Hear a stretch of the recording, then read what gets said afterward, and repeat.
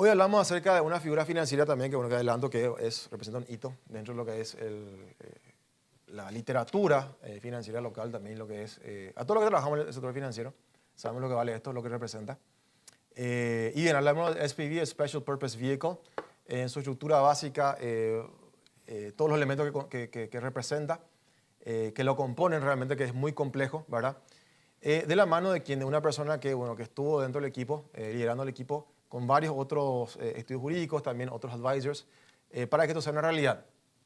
Estaremos hoy con el señor Martín Carlevaro, de Berkey Meyer Abogados, que está dando un masterclass acerca de lo que es el SPV, cómo se estructura, y hablando de los distintos componentes de lo que fue esta operación. Le presento a nuestro invitado triple A esta noche, que bueno, que primero le agradezco la celeridad con la cual también aceptó la invitación. Tiene una agenda muy también apretada. Está constantemente también viajando por cuestiones laborales.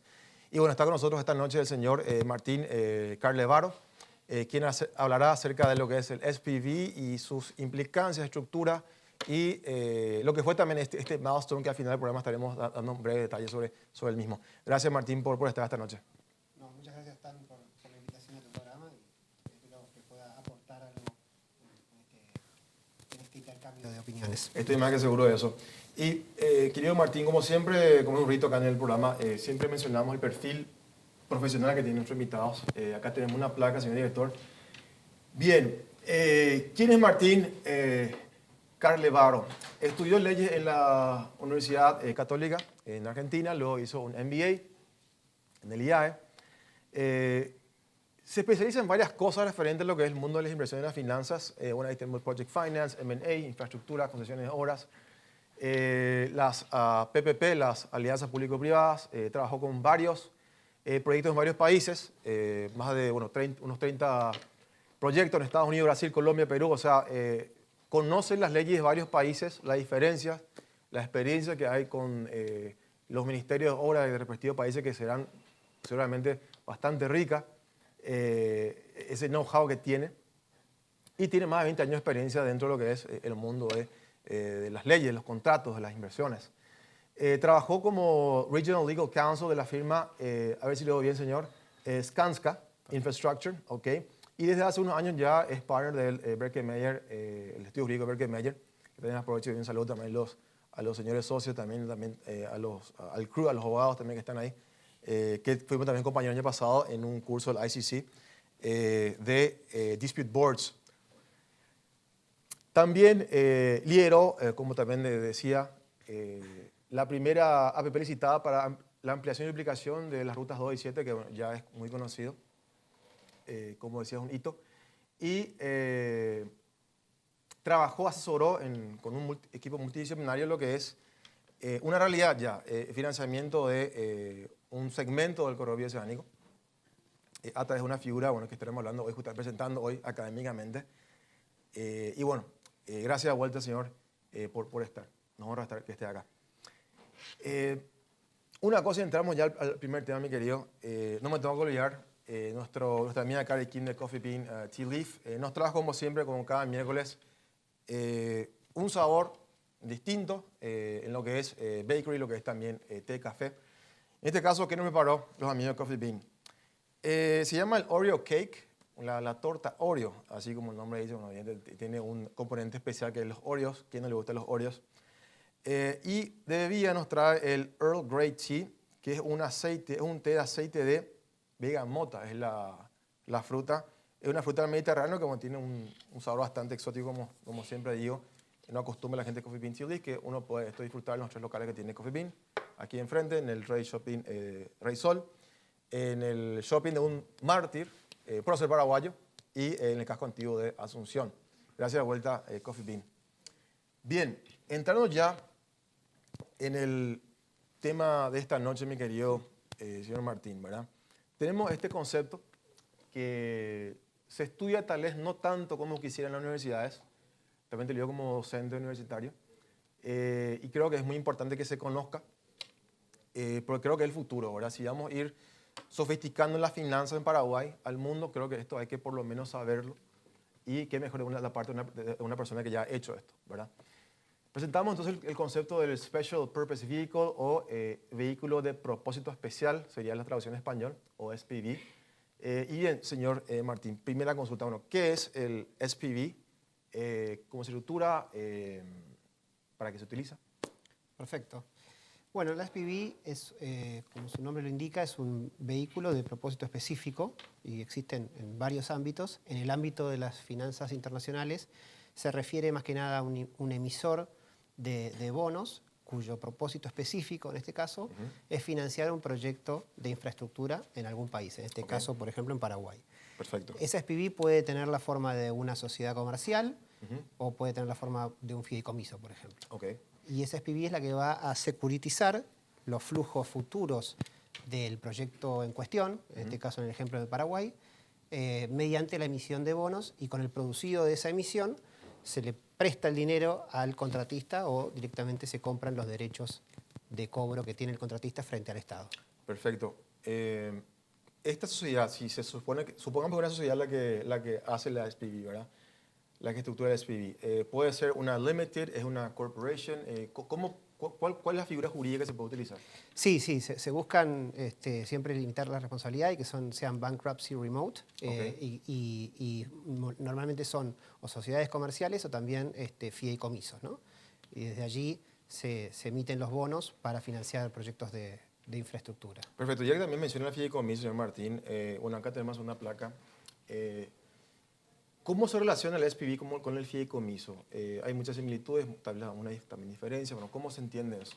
Claro, la SPV puede tomar la forma de un fideicomiso o puede ser una sociedad comercial y a su vez tener un fideicomiso, que es un contrato en el cual un fideicomitente le cede un bien fideicomitido en propiedad a un fiduciario para que se lo administre, en beneficio de un tercero que es un beneficiario, ¿no? En este caso, bajo estas estructuras financieras internacionales, lo que se suele es tener una sociedad comercial que emite el bono, es el issuer, y después el activo subyacente o el collateral, la garantía para esa emisión del bono, la recibe un fideicomiso constituido por esta SPV. Perfecto, clarísimo. Una consulta acerca de lo que la experiencia que usted tiene en varios países, ¿verdad? ¿Esto cuándo se hace por primera vez en Colombia, por ejemplo, o en otros países que usted trabajó? Porque en Paraguay 2019 queda la chapa ya sellada, pero en el caso de otros países, ¿cómo fue? ¿Cómo fue evolucionando? Bueno, en Perú empezaron ya hace más de 10 años, bajo la ley de APP de ellos, y de hecho el sistema es bastante similar al nuestro, al de Paraguay. Ellos tienen los certificados de pago, ellos se llaman CR Pagos. Nosotros, bueno, ya lo vamos a ver, se llaman CROPS. Sí. Y bajo esquemas similares, donde también se securitizan flujos futuros de los contratos tanto en Colombia como en Perú, con SPVs constituidas en el extranjero, financiando en moneda dura. Normalmente estos proyectos se pueden financiar desde el extranjero porque los pagos del Estado hacia el contratista privado son en moneda dura, en dólares básicamente. Sí, sí. En cambio, otros países que también tienen mucha historia en PPPs como Chile, en general no se han estructurado de esta manera, se estructuran más en moneda local y se financian de otra forma, con banca comercial local, que es bastante fuerte en el caso de Chile, o bien con fondos de pensión privados. Sí, por ejemplo, la moneda, yo sé que también hace esto, pues está muy desarrollada la moneda, evidentemente en Chile, ¿verdad? Que no podemos hacer lo mismo acá con IPS, por ejemplo, por el tema de la ley que no lo permite, pero un comentario al margen. ¿Qué más también, señor Martín? En el fideicomiso tenemos, bueno, un fideicomitente que es el que aporta el bien que luego entra en un patrimonio autónomo. Usted me corrige si hace falta. El fiduciario, que es el que controla, recibe esos bienes, bueno, tiene un mandato de ejecutar ese bien o realizar un tipo de pago o administración. Y el beneficiario final, que puede ser el que ha tomado un crédito y recibe un interés, o que recibe el pago del patrimonio autónomo en caso que no pague el fideicomitente que está obligándose, ¿verdad? Sobre el SPV, ¿hay elementos, figuras parecidas, señor Martín, o no? O sea, sí, claramente. El SPV se puede estructurar como una empresa de responsabilidad limitada o directamente como un fideicomiso. Y, Ok. y siempre hay un fideicomiso porque siempre se necesita un patrimonio autónomo, Sí. porque de manera de que sea, como decía, bankruptcy remote, Sí. que no pueda ser atacado por los acreedores de la casa matriz, por ejemplo. Entonces, Sí.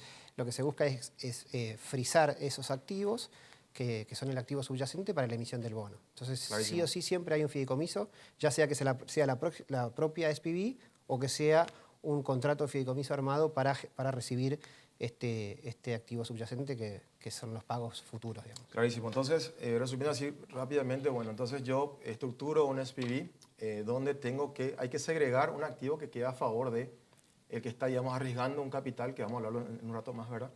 Para este caso, bueno, financiar una obra, por ejemplo, ¿verdad? En caso de que no se pueda llegar a pagar, bueno, está ese activo que está segregado, que es exclusivo para honrar una obligación, ¿no? Sería así, ¿no? Claro, lo que se busca en realidad es que siempre, por supuesto, estos sistemas funcionan en países que tienen o son investment grade, o como el caso de Paraguay, que es casi investment grade y que tiene un muy buen track record de pagos, ¿no? O sea que en general lo que asumen como riesgo los financistas es el riesgo soberano de pago. O sea, ellos tienen esos títulos allí porque saben que Paraguay les va a pagar, al final del día les va a pagar cuando corresponda que tenga que pagarse. Brillante. Se entiende, brillante. Acá también, señor, tenemos una estructura, si puede poner, señor director, también esta placa, para que la gente que esté mirando, bueno, pueda ver un poquito. Acá la idea es simplemente ir paso a paso, ir mostrando los distintos elementos de un SPV en general. Entendamos que es un modelo genérico, ¿no?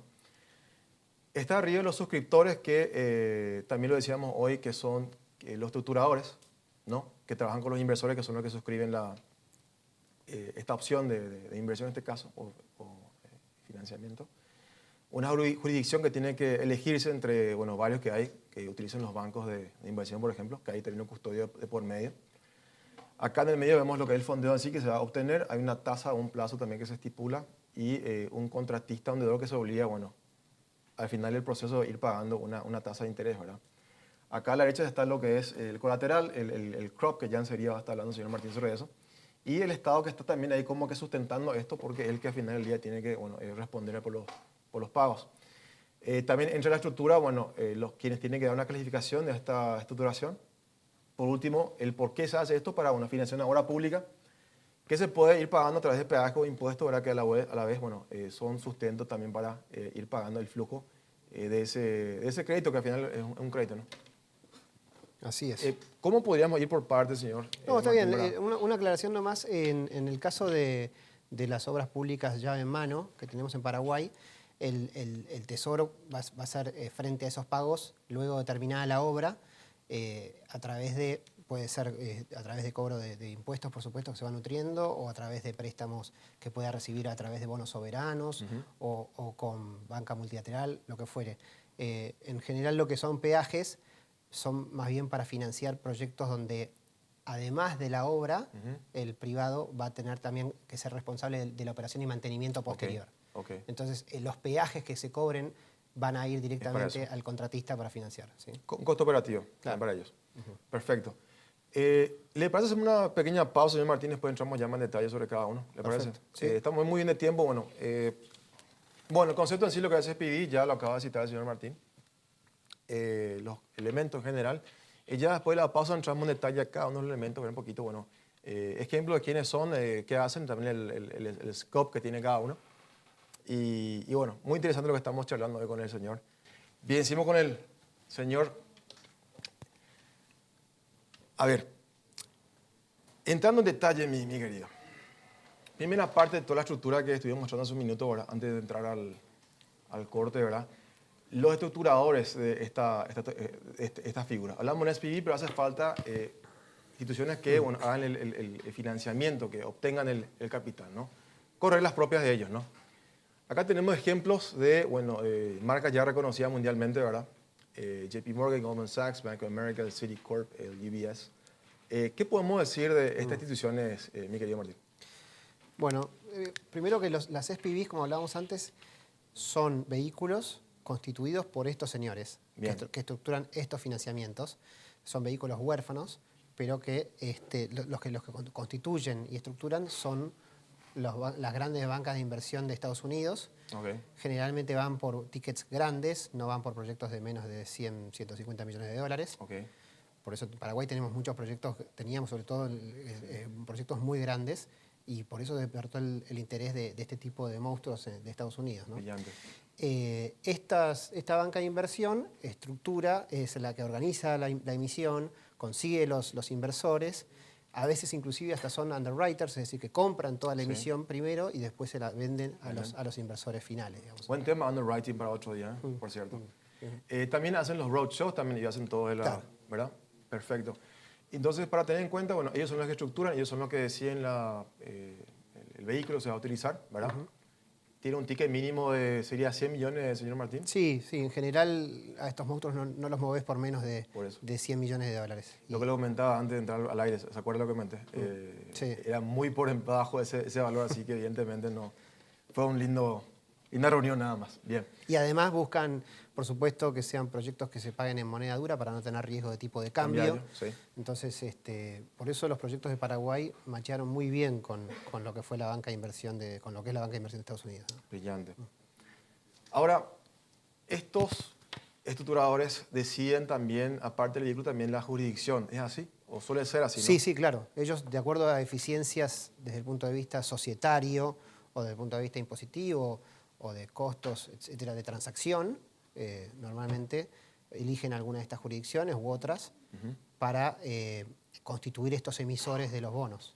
2 semanas atrás hablamos con un proyectista que obtuvo fondos de Dubái y él hablaba acá en el set, de verdad que, bueno, la estrategia así fue abrir una empresa en Delaware porque Delaware trae varios tipos de beneficios y también es bien visto para los inversores de Dubái, por ejemplo, ¿verdad? Por un tema que usted acaba de mencionar. Tenemos Panamá, Bahamas, Caimán, ¿y qué se puede decir así en qué se diferencia depende de cada tipo de jurisdicción, señor Martín, o básicamente son muy parecidas cada una? Son parecidas. Delaware, por ejemplo, es famosa por el tema societario, que tiene mucha flexibilidad.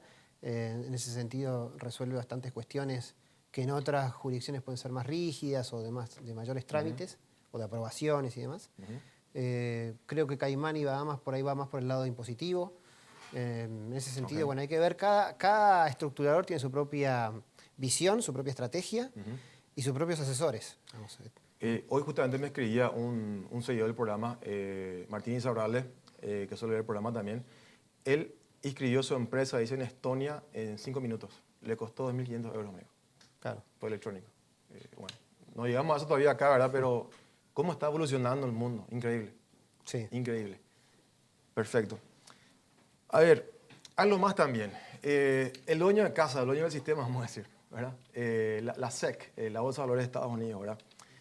Si bien no es un tema que ustedes lo manejan directamente, si no lo hizo los partners de ustedes, ¿verdad? Solamente quería recalcar esto, señor Martín, también que está siguiendo el programa esta noche, ¿verdad? Evidentemente, hay que tener un partner bueno, que esté asentado en Estados Unidos, que conozca justamente estas regulaciones.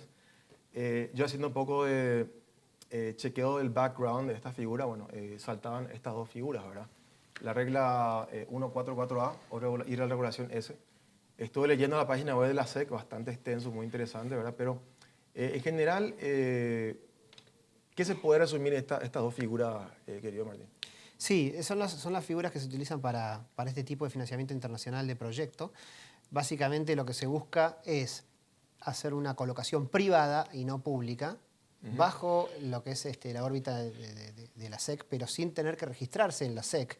Okay. Que la SEC es en realidad como la CNB de Paraguay, sí, ¿no? Tal cual. Es el regulador. Y registrarse en la SEC tiene un montón de controles, de obligaciones de información periódica, financiera, etcétera, que son muy tediosos y generalmente si se puede evitar para no estadounidenses, se puede apelar a este tipo de colocación privada. Brillante. También tiene menores costos de transacción respecto a lo que es una colocación pública.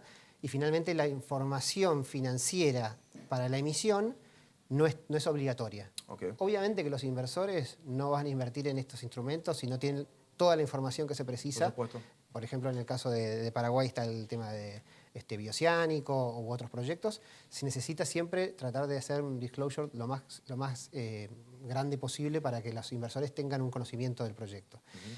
Pero no es una obligación bajo estas normas, sino que es más bien una una posibilidad que tiene el issuer, el emisor, de ofrecerle esto a los...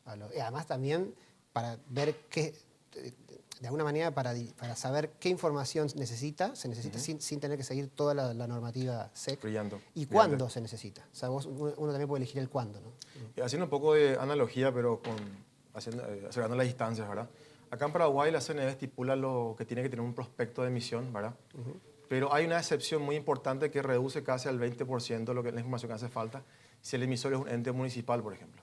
O sea, me tocó también trabajar en un momento con estructuraciones de municipalidad y me acuerdo que era bastante rápido y también muy, digamos, corto lo que había que presentar y más rápido de salir, ¿verdad? Pero bueno, analogía, en fin.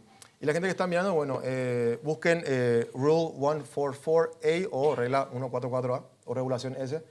Acá están los prints que saqué también de la SEC. Está toda la información ahí si uno quiere realmente leer, aprender, por lo menos, bueno, desde el punto de vista, bueno, de la curiosidad para empezar, bueno, muy interesante. Está todo hoy en día en la web, básicamente, de los entes reguladores.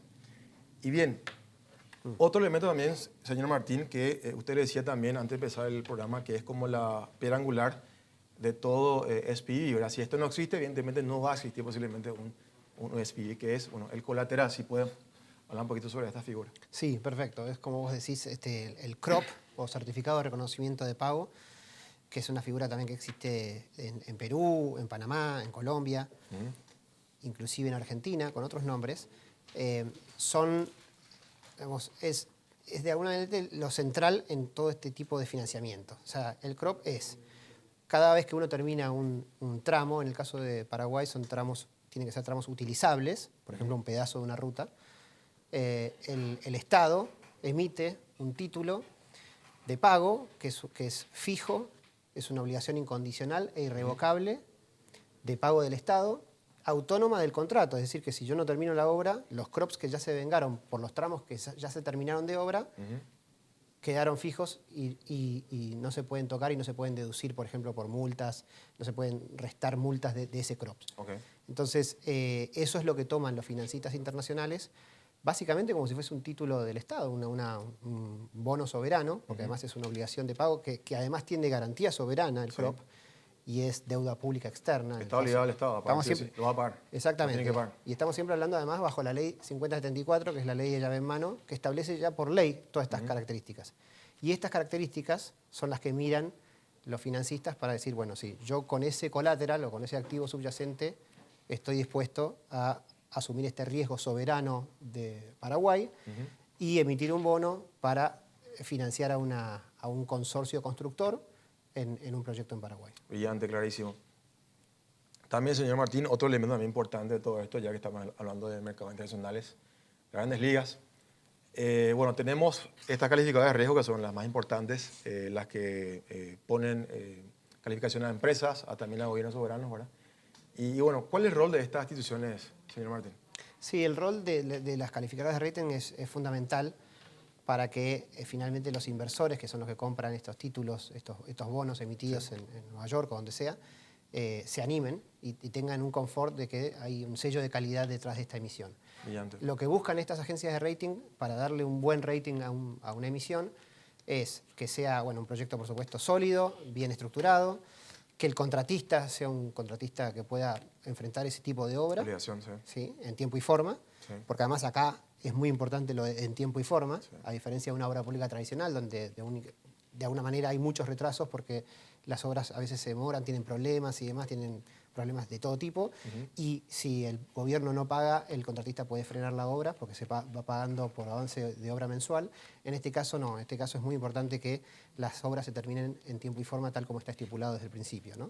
Por eso se llama llave en mano. Y las agencias de rating suelen dar buenos ratings cuando el contratista es bueno, el proyecto es bueno y el pagador, que en este caso es el Estado paraguayo, es bueno. Entonces, por eso miran que los CROPs sean deuda pública externa, que sean pagos fijos, que no tengan deducciones de ningún tipo. Sí. Y ahí es donde estas agencias de rating dan rating generalmente, en el caso de Paraguay, pueden dar un rating igual que el soberano paraguayo. Brillante. Y hasta hoy no hubo ni un caso, creo, de retraso del gobierno paraguayo, ni un tipo de pago de ticket, o sea, cupón de interés, ni nada No hay ningún tipo de... Exactamente. Estos proyectos son nuevos para Paraguay, tanto lo que son bajo lo que es llave en mano como APPs. Estamos recién empezando con nuestras primeras experiencias, pero el mercado internacional está leyendo muy bien a Paraguay, ¿no? Tenemos el ejemplo de Bioceánico, donde el mercado ha acompañado esto y con una muy buena tasa de financiamiento, ¿no? Ya lo tocamos eso en breve. Brillante. Si usted tiene que decir, digamos, 2 o 3 personas del gobierno que ha, digamos, impulsado a la innovación financiera, ¿a quién usted le podría mencionar? Gente que capaz ya no está más, ¿verdad? Pero en su momento estuvo y dijo, sí, esto hay que hacer, hagámoslo. Buena pregunta. Facundo Salinas, de Hacienda, tipo brillante. Por supuesto, el ministro de Hacienda también. Y después tenemos personas que trabajan en la DIPE, que es la Dirección de Proyectos Estratégicos, que es la que se encarga de todo este tipo de proyectos, ¿no? Okay. Hay varios ahí, no quiero nombrarlos por bien, olvidarme de algunos. No, pero hay que Jorge mencionar también Alcoche. la gente que en general es lo que le han sido parte, porque hay que entenderse también que por más que tengamos sector privado, bueno, calificado, quiere innovar, ¿verdad? Si no hay acompañamiento del Estado, yo creo que se queda en la intención, ¿verdad? Este concepto per se se inicia hace cuántos años aproximadamente. ¿Usted cuándo escuchó que, o acá en el mercado se empezó a hablar de este proyecto, este anhelo de conseguir lo que ustedes consiguieron ahora? ¿En qué año comenzó esto? Bueno, sí, o sea, empezamos a trabajar en estos proyectos con el gobierno anterior. Empezó la ley, se dictó en 2013, ambas leyes, la de APP y la de llave en mano. Sí, recuerdo. Y en 2014, 2015 empezaron a salir los primeros pliegos. 2016 se adjudicó Ruta 2 y 7 y varios de estos proyectos grandes. 2018 se adjudicó Bioceánico. En 2017 se adjudicó Naranjal. Es decir, que son procesos largos, pero Paraguay, si uno lo compara con Chile, cuando empezó con el sistema de concesiones, o con Perú, cuando empezó con las concesiones y las APPs, la verdad que Paraguay, si bien tuvimos problemas y todos los proyectos se demoran siempre, más siendo algo nuevo, que es desconocido para el sector público paraguayo, la verdad que Paraguay fue muy rápido en sacar los proyectos de la calle. Y además sacó buenos proyectos, por eso despertó el interés de todos estos estructuradores que mencionábamos antes, ¿no? Yo recuerdo cuando empezó el gobierno de Mario Abdo y hizo la comitiva estuvo Benigno, estuvo el señor Cantero, estuvo Mario Abdo evidentemente, ¿verdad? Y hablaba con estos gigantes de Nueva York que decía que no solamente queremos que ustedes pongan capital para los bonos soberanos, sino que también pongan capital para proyectos. Y bueno, se está dando. Brillante. Una cosa más también, y vamos ya cerrando el segundo bloque, señor Martín, acerca de, bueno, qué hay que tener en cuenta desde el punto de vista yo empresario acá en Paraguay o yo consorcio, ¿verdad? Tener buenos advisors, bueno, de calidad, digamos, internacional, una buena auditora, aplicar las normas NIF, un estudio jurídico como de que usted es parte, también la contraparte internacional también, que tiene que haber un abogado también de la casa, que maneje lo que son las regulaciones americanas y también del Estado, donde está circunscrito, digamos, usted mencionaba Nueva York, el Estado de Nueva York, ¿no?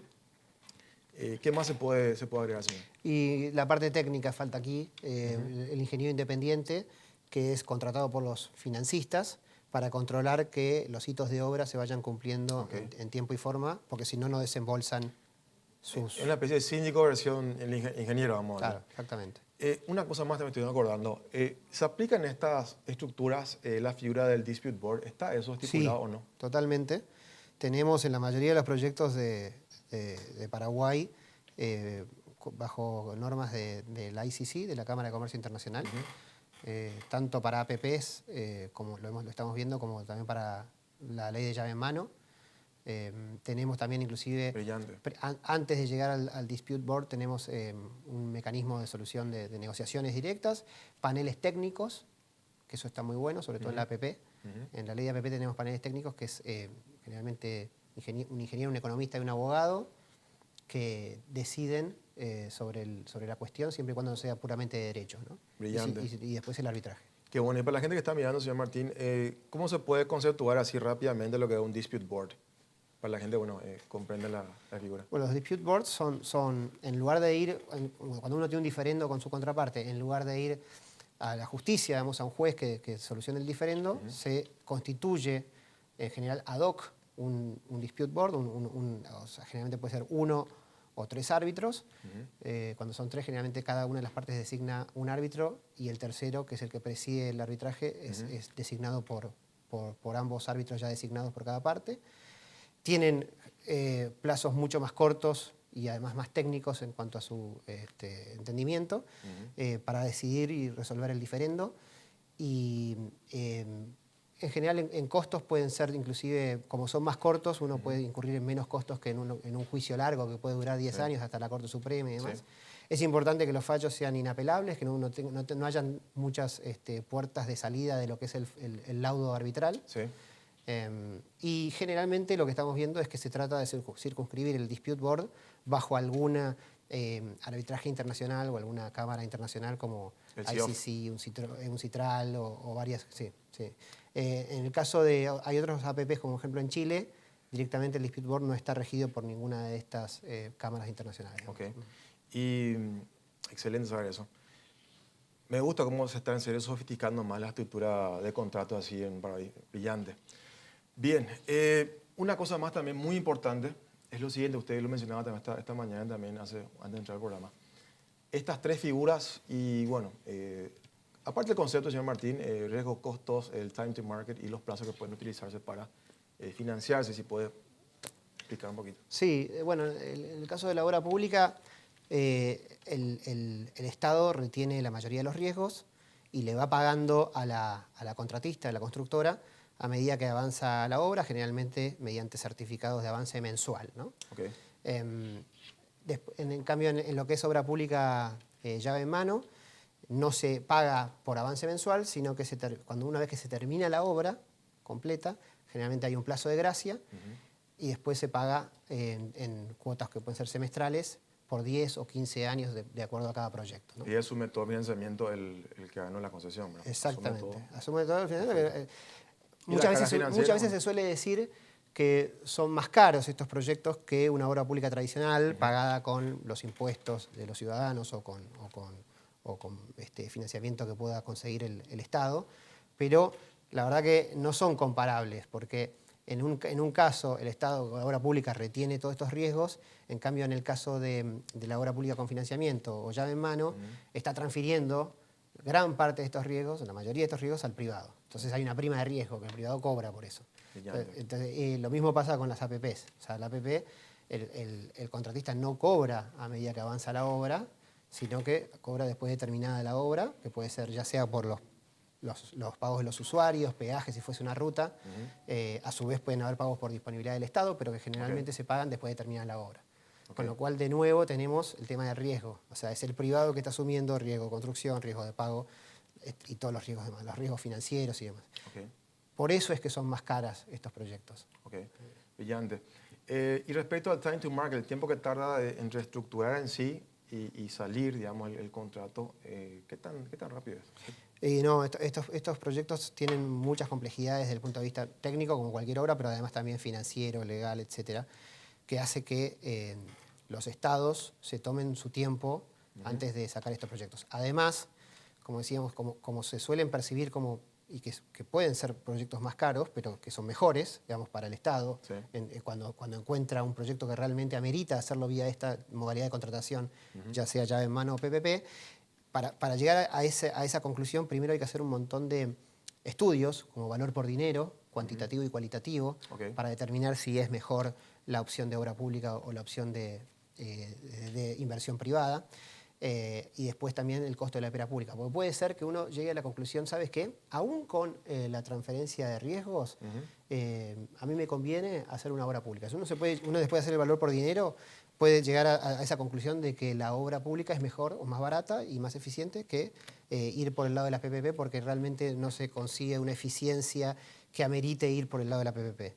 Ahora bien, o 50-74. Ahora bien, ¿qué pasa con la espera pública? Porque es muy probable que si el Estado va a afrontar la obra pública, tiene que tener fondos en el Tesoro Nacional para afrontarla. Y si no los tiene, quizás haciendo un análisis con Hacienda y demás, dice, mira, dentro de 5 años vamos a tener el presupuesto que necesitamos para esa obra pública.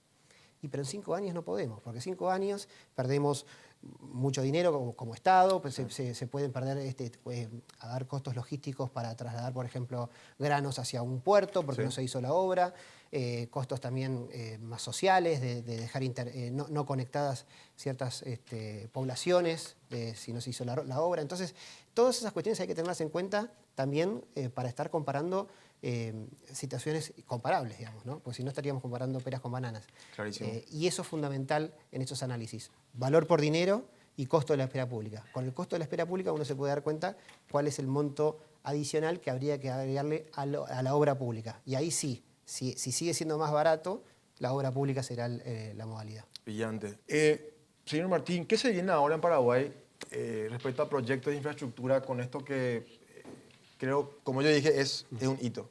¿Qué se viene? Paraguay, yo creo que ha tomado una muy buena decisión en el sentido de sacar ahora proyectos un poco más pequeños, proyectos de 100, 150 millones de dólares, en términos de proyectos viales, proyectos de líneas de transmisión, más, si se quiere, accesibles al mercado local, tanto de constructoras como también de financistas.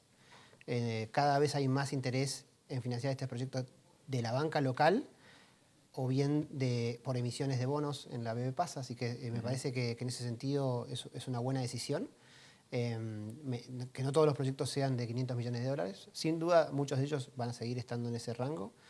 Me parece bien seguir estructurando este tipo de proyectos, ya sea bajo ley de APP o de llave en mano, de manera de que el Paraguay, su tesoro es limitado, digamos, no puede afrontar todo este tipo de proyectos simplemente como una obra pública tradicional, y necesitamos ir cerrando la brecha y el déficit que hay de infraestructura rápidamente, y para eso hay que encarar todo tipo de proyectos. Y para eso necesitamos no solamente que se financien vía inversión pública, sino también con inversiones privadas.